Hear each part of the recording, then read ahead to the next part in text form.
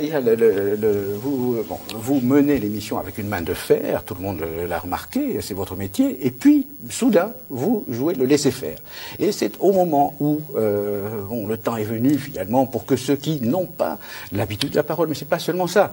Bon, alors ça, c'est une chose extrêmement importante. Non, je ne. Permets-toi de dire, il y a d'autres situations de parole, il y a d'autres situations de parole que je connais très bien, qui sont tout à fait analogues. Par certains côtés, la télévision n'est que la limite particulièrement difficile de situations de parole publique. Oui, tout à fait. Or, dans ces situations, vous avez fait assez de meetings dans votre vie, de réunions publiques pour le savoir. Alors là, vous avez 4 interlocuteurs qui se présentent. Qu'est-ce que vous faites? Vous les choisissez? Au nom de quoi?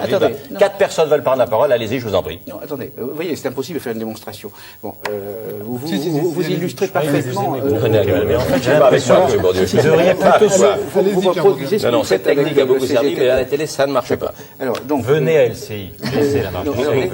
Donc, il y a sur le plateau des gens qui ont des aptitudes inégales à prendre la parole, des probabilités inégales de prendre la parole. Tout à fait vrai. Si on veut être égal, il faut être inégal. Il faut soutenir. Bon, alors, par exemple, on sait que, laissez-moi dire, la probabilité qu'une femme, dès que la situation est publique, dès qu'une femme la probabilité qu'une femme prenne la parole est beaucoup moins grande qu'un homme. La probabilité qu'un bonhomme peut cultiver est beaucoup moins grande que celle de l'homme cultivé, etc.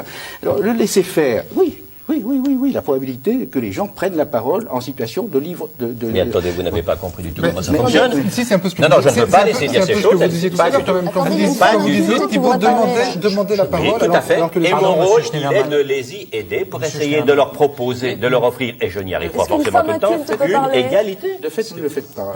Nous qui sommes à gauche, ça c'est vite dit.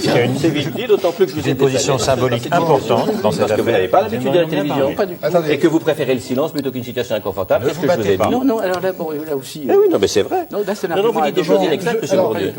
On a bien compris.